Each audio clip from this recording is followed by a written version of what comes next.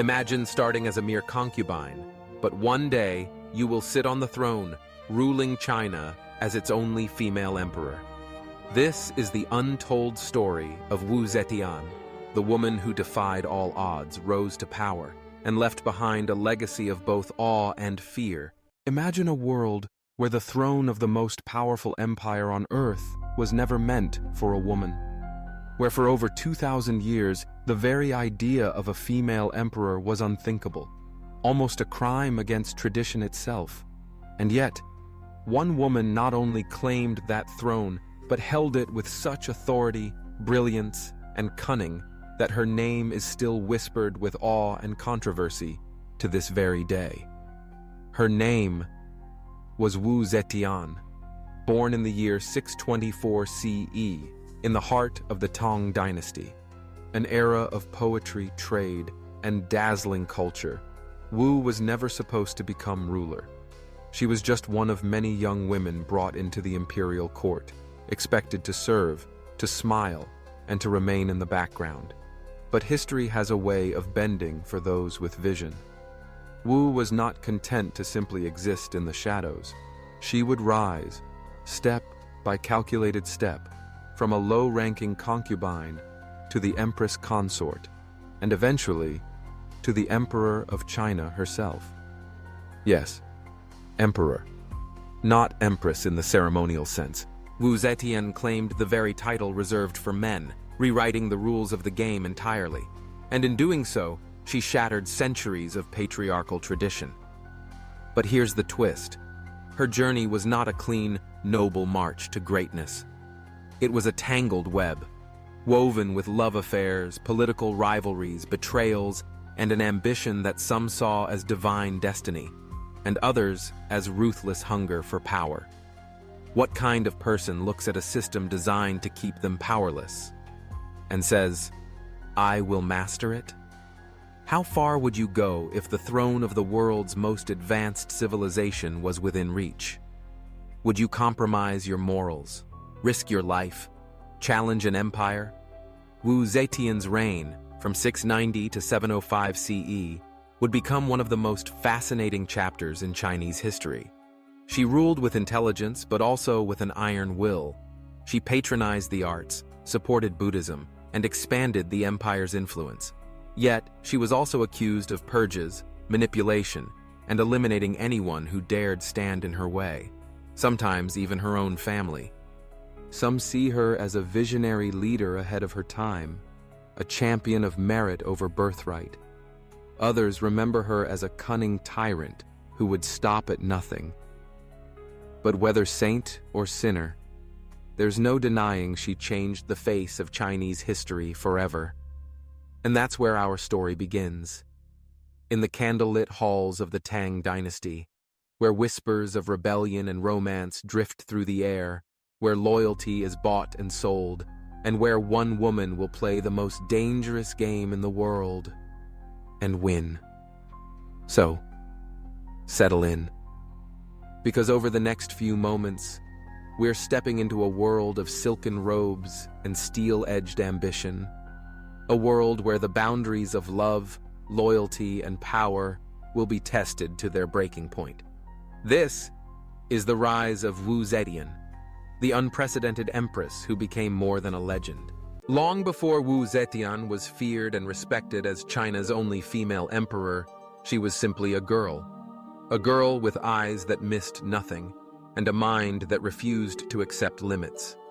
Wu was born into a prosperous family in the year 624 CE, in what is now Shanxi province. Her father, Wu Shihuo, was a successful timber merchant who had earned a respected position in the Tang government. Her mother came from a noble family. This meant young Wu was privileged compared to many in her time. She could read, write, and receive an education, something rare for girls in an age when most women's destinies were sealed before they reached their teens. From the start, Wu was different. She absorbed poetry, history, and philosophy like other children collected toys. She listened closely to her father's conversations with officials, learning the art of persuasion and the subtleties of court politics. Though she was just a child, she was already playing mental chess. But here's where fate took its first decisive turn. Around the age of 14, Wu was chosen to enter the imperial court of Emperor Taizong, not as a princess, not as a political equal, but as one of many concubines in service to the Son of Heaven. For most girls, this was a gilded cage, a life of strict etiquette, silken robes, and little influence. For Wu, it was an opportunity. Inside the grand halls of the palace, she studied everything: the hierarchy, the rivalries, the way a single whispered word could sway the emperor's decisions. She became known not just for her beauty, but for her sharp intellect and unshakable confidence. She could recite classical literature, discuss state affairs, and even engage in debates, things few women at court dared to do. Still, life in the palace was perilous. Every smile could hide an enemy. Every compliment could be bait. Wu learned to survive by understanding people, their fears, desires, and weaknesses. She built quiet alliances, never showing all her cards at once. But one relationship would change everything. While serving Emperor Taizong, Wu caught the attention of his son, the future Emperor Gaozong. This connection was dangerous, a scandal if discovered, but it was also the spark that would ignite her rise to power. And then, when Emperor Taizong died in 649, custom dictated that all his concubines who had not borne children must retire to a Buddhist convent. Wu's fate should have been sealed, a quiet life behind temple walls. But Wu Zetian was not the kind of woman to fade into obscurity. From that moment, she began plotting her return to the palace, a return that would not only put her back in the game, but place her at the very heart of the empire's future. What happened next would defy every expectation of her time, and mark the first bold move in a game of power that would shake China for decades to come. Inside the cold stone walls of a Buddhist convent, Wu Zetian's hair was shaved, her silken robes replaced with simple cloth. The life of the palace, the glittering banquets, the whispers of power, was now just a memory. For most women, this was the end of their story. For Wu Zetian, it was the beginning of Act 2. While others accepted a life of prayer and obscurity, Wu never stopped thinking about the world beyond the temple gates. She knew something most others didn't. The new emperor, Gaozong, remembered her, not just as one of his father's concubines, but as the young woman whose intelligence had intrigued him, whose confidence had matched his own. And Gaozong, though now emperor, was struggling. The court was divided, with factions pulling him in every direction.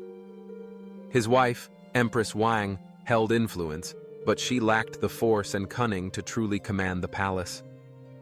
Gaozong needed an ally, someone who could help him navigate the treacherous politics of the Tang dynasty. Wu saw her opening. Accounts differ on exactly how it happened.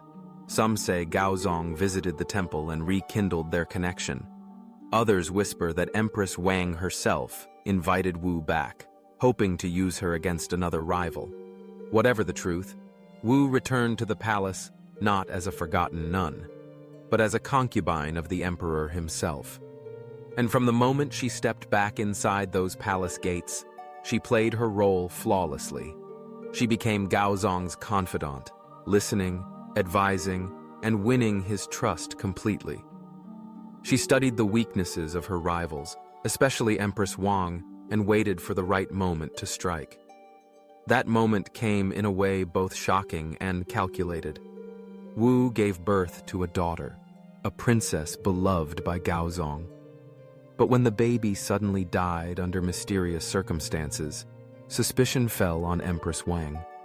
Historians still debate whether Wu framed her or if it was mere tragedy twisted by palace politics, but the outcome was devastating for Wang.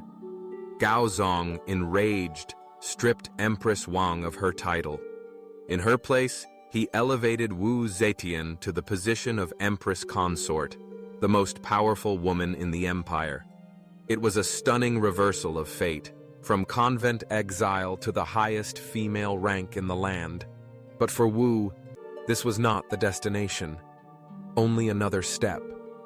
As empress, she wielded her influence with precision. She placed loyal allies in key court positions, oversaw imperial decisions, and kept a careful watch over anyone who might challenge her. Those who underestimated her learned quickly. Wu Zetian was not a figurehead. She was a force. And while Gaozong wore the crown more and more, the empire began to move to the rhythm of her will. But power, once tasted, demands more, and Wu Zetian was just getting started. With the title of Empress Consort secured, Wu Zetian had climbed higher than any woman in centuries. But power in the Tang dynasty was never still. It shifted like sand in the wind. And Wu understood that in order to survive, she couldn't just hold her position. She had to expand it. The opportunity came not from politics alone, but from the health of Emperor Gaozong himself. Chronic illness, likely strokes and eye trouble, began to weaken him. In moments when his vision blurred and his strength failed, Wu stepped forward.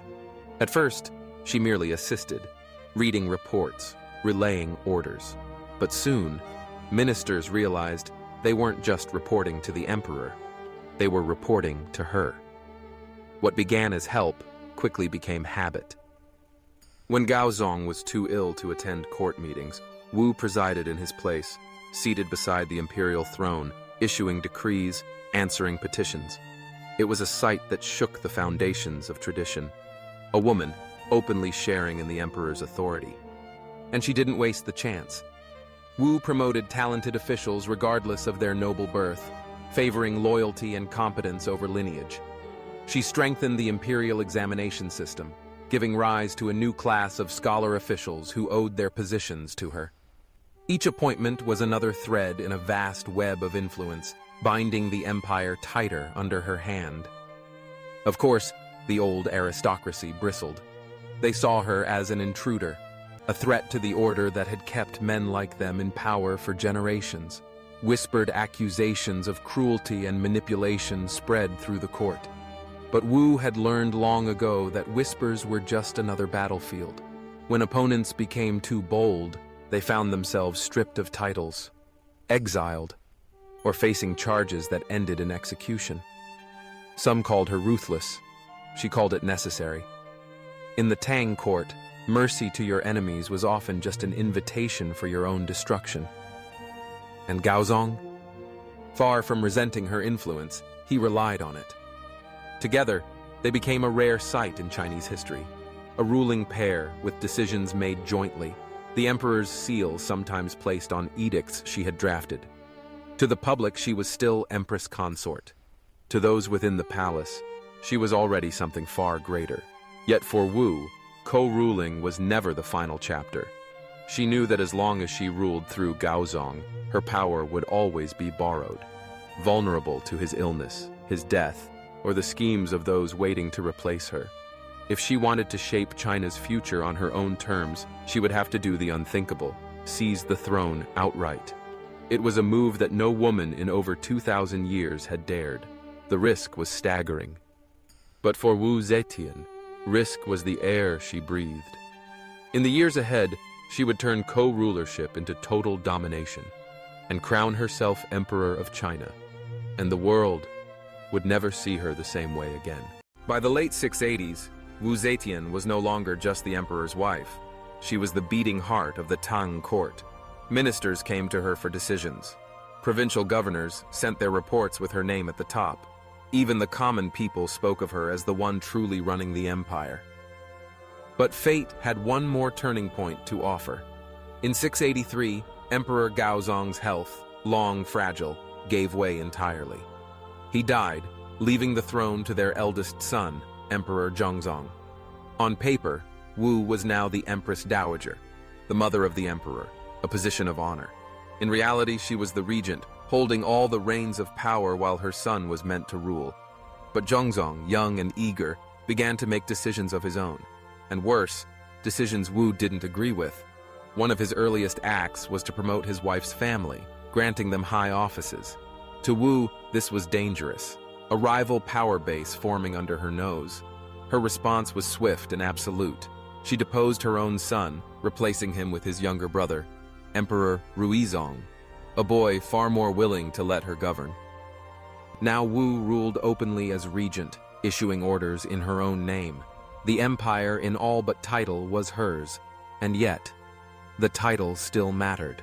For 2,000 years, no woman had sat upon the dragon throne as emperor. Confucian tradition said it was impossible, even unnatural. But Wu had spent a lifetime breaking impossible rules. Over the next several years, she consolidated her control. She expanded the secret police, rooting out dissent with ruthless precision. She strengthened the imperial examination system even further, surrounding herself with officials whose loyalty lay not with the Tang aristocracy, but with her personally. She sponsored massive Buddhist projects, commissioning towering statues and grand temples, not only to promote faith, but to frame herself as a divinely chosen ruler. And then, in 690, she made her move. Before a gathered court of ministers, generals, and officials, Wu Zetian announced that Emperor Ruizong would step down. The Tang dynasty, she declared, had run its course. In its place, she would establish a new dynasty, the Zhou, with herself as Emperor of China. The Dragon Throne, for the first time in history, belonged to a woman. It was a moment that shook the empire to its core. Some were outraged, some inspired, but all understood that history had changed. Wu was no longer behind the curtain, no longer the shadow to a man's rule. She was the ruler, by name, by right, and by the sheer force of her will. From a teenage concubine to a nun in exile. From empress consort to regent. And now, emperor in her own dynasty. Wu Zetian had climbed every rung of power, often in defiance of the very system that sought to contain her.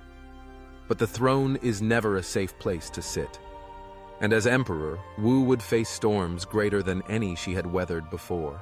When Emperor Gaozong died in 683 CE, the empire officially passed to his son, Emperor Zhongzong. On paper, the transfer of power was clear, but inside the palace walls, everyone knew where real authority still lived, in the hands of Wu Zetian. As Empress Dowager, she held the traditional role of imperial mother, a respected advisor, not a ruler. But Wu had been shaping policy, appointing officials, and commanding loyalty for years. Now, she was in a position to govern without Gaozong at her side. Zhongzong, young and eager to assert himself, soon clashed with her authority. He made bold decisions, granting high offices to his wife's family, moves Wu saw as dangerous, a threat to the stability she had built. In the brutal chess game of imperial politics, hesitation was fatal. And Wu never hesitated. In a decisive stroke, she deposed her own son. Yes, her own flesh and blood. In his place, she placed another son, Emperor Ruizong, a ruler far more willing to let her guide the empire's hand. To the outside world, she was still just the regent. But inside the court, there was no question. Wu Zetian was the power behind the dragon throne. Still, she understood a truth few dared to speak. Ruling through another was dangerous. As long as her authority was tied to a man's reign, it could be stripped away the moment he or his allies turned against her. If she wanted true, unshakable power, she would have to take the ultimate step. And in 690 CE, she did exactly that. Before the court of ministers, generals, and officials, Wu announced that the Tang dynasty had run its course. A new era would begin, the Zhou dynasty, and she would not reign as empress, a title historically subordinate to the emperor. No, she would take the title for herself. Wu Zetian became emperor of China. Not a consort, not a regent, not an empress in the ceremonial sense. She claimed the same rank, the same absolute authority, that for over 2,000 years had belonged only to men. Imagine the shock. To the Confucian scholars and noble families, it was unthinkable, a violation of the natural order itself. but to the people she elevated through her merit-based policies, to the officials who owed their rise to her reforms. It was a moment of vindication. The woman who had outmaneuvered rivals, survived scandal, and defied exile now sat on the dragon throne by her own right. It wasn't just a political victory. It was a leap beyond every tradition meant to hold her back. Of course, claiming the throne was only the beginning. Wu Zetian knew that to keep it, she would have to rule with both vision and iron will. Enemies waited in the shadows, and the same brilliance that had carried her here would now be tested like never before. But in that moment, in the autumn of 690, one truth became immortal. In over 2 millennia of imperial China, only one woman ever became emperor, and her name was Wu Zetian. History often remembers Wu Zetian as the iron-fisted ruler who bent an empire to her will. But behind the throne, away from the court debates and official decrees, there were whispers of something far more human and far more scandalous. In her later years, Wu's life took a turn that fascinated and infuriated her contemporaries. She was in her 70s, a time when most emperors of the past had long since been memorialized in stone. Yet Wu was still ruling, still making decisions that shaped the empire. And she was still very much alive in matters of the heart. It began with the Zhang brothers, Zhang Yiji and Zhang Changzong, young courtiers whose charm, good looks, and artistic talents made them the darlings of the palace.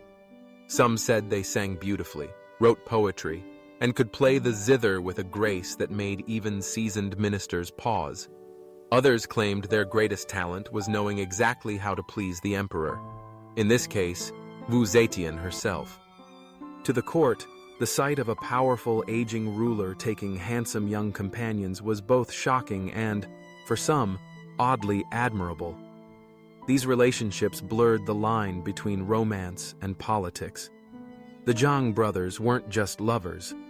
They were trusted confidants, and through Wu's favor, they gained influence, titles, and the envy of every ambitious courtier in Chang'an. But palace politics is never kind to those who rise too quickly. To Wu's critics, the brothers became symbols of moral decay. Proof, they claimed, that the empire was slipping into indulgence and corruption. Ministers whispered that these liaisons distracted the emperor from her duties, that the Zhangs manipulated her for personal gain, bending policies to favor their allies. And yet, here's the part worth thinking about. Wu Zetian had spent her entire life navigating a court where powerful men took lovers, concubines, and favorites without consequence. When she did the same, as a woman in power, it was treated as scandal, even sin. Was it truly about morality? Or was it about control, the outrage of seeing a woman enjoy the same freedoms long taken for granted by men? The truth, as always, is complicated. Yes, the Zhang brothers were controversial. Yes, they played a role in palace decisions that many saw as self-serving. But they also represented something deeper. Wu's refusal to surrender her agency, her desires, or her personal joy, even in the final decade of her rule. These romances became part of her legend, woven into the same tapestry as her political triumphs and ruthless maneuvers. For some, they confirmed her as a flawed and very human ruler. For others, they were proof of her audacity, to live and love on her own terms, regardless of the empire's judgment. In the end, whether these relationships were genuine passion or calculated alliance, they remind us that even the most powerful figures in history were driven not only by ambition, but by the timeless, unpredictable pull of the human heart. For more than half a century, Wu Zetian shaped the destiny of the most powerful empire in the world. She rose higher than any woman before her, and none have matched her since. Under her leadership, China's borders expanded, trade flourished, and the government opened its doors to talent regardless of birth. In a rigidly hierarchical world, she dared to say that merit mattered more than bloodline. It's easy to see why some historians call her a visionary. She strengthened the imperial examination system, allowing brilliant minds from humble villages to serve in the highest offices.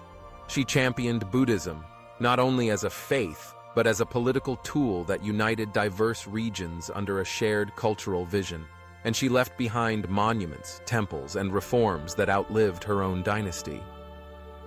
But her story is not one of pure admiration. Alongside her achievements run accusations that have shadowed her legacy for over 1,000 years.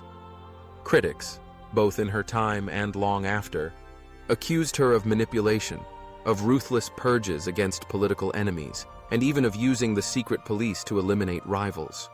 Was she truly cruel?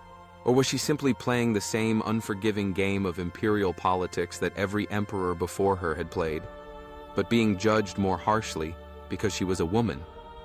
Think about it. Male rulers in Chinese history were celebrated for their decisiveness, even when it came at the cost of lives. Yet when Wu acted with the same resolve, her actions were branded as unnatural and immoral. Was that about her methods? Or about the discomfort of seeing a woman wield such unrestrained power? The truth may be that Wu Zetian was both, a brilliant reformer and a master manipulator, a ruler who could nurture talent and crush dissent in the same breath. She understood that power was never given freely. It had to be taken, held, and defended every single day. And maybe that's what makes her so endlessly fascinating. She didn't fit into the neat categories that history prefers. She wasn't a saint, and she wasn't a monster. She was something far more complex. A human being who defied the limits of her world and paid the price of leadership in the only currency the palace recognized: absolute control. Today, her story still sparks debate. Was she a tyrant who clawed her way to the throne through deceit and bloodshed? Or was she a trailblazer who proved that gender should never define one's ability to lead? Perhaps the real answer lies not in choosing one side, but in accepting that Wu Zetian's life, like history itself, is a tapestry woven from light and shadow. What cannot be denied is this: in over 2,000 years of imperial China, only one person broke the greatest barrier of them all. Only one woman sat upon the dragon throne as emperor. And whether you admire her or condemn her, you cannot forget her. When we look back at history, there are names that echo through the centuries, not because they followed the rules, but because they dared to rewrite them. Wu Zetian is one of those names. Her journey wasn't just about power. It was about survival in a world that had already decided what her limits were. She started as a young concubine, her voice barely more than a whisper in the vast, male-dominated court of ancient China. But she didn't stay silent. She listened, she learned, and she waited, turning every setback into a stepping stone. And then, against every expectation, she rose. Not as someone's wife, not as someone's shadow, but as emperor, the only woman in Chinese history to hold that title in her own right. Imagine that, ruling one of the most powerful civilizations on Earth at a time when most women weren't even allowed to speak their minds. Wu Zetian's reign was not without controversy. Some called her ruthless. Others hailed her as a visionary. Was she a heroine? A villain? The truth, as always, is more complex. She was a lover who understood the politics of the heart. She was a ruler who could be both merciful and merciless. She was human, and humans are never one-dimensional. But here's what's undeniable. Wu Zetian dared to sit on the dragon throne, a place reserved for men for thousands of years. And she didn't just sit there, she ruled it, reshaping China's politics, culture, and future in ways that still echo today. More than 1,000 years later, her story still challenges us. It asks, what would you risk to claim the life you believe is yours? Would you fight the system that tells you you can't? Would you keep going even when the whole world is watching, waiting for you to fail? Wu Zetian's life is a reminder that ambition, when paired with courage, can shatter centuries of tradition. It's also a reminder that history rarely paints anyone in pure black or white. Her legacy lives in the gray, in the space where power, love, and resilience collide. So maybe the real question isn't whether she was a heroine or a manipulator. Maybe it's this: without women like Wu Zetian, how many doors would still be locked today? History may remember her as the woman who took the throne, but perhaps her greatest achievement was proving that no throne, no matter how sacred, is beyond the reach of someone brave enough to claim it. If you enjoyed learning about one of the most powerful women in history, like the video, subscribe for more powerful stories, and turn on notifications so you won't miss the next tale of empire and ambition.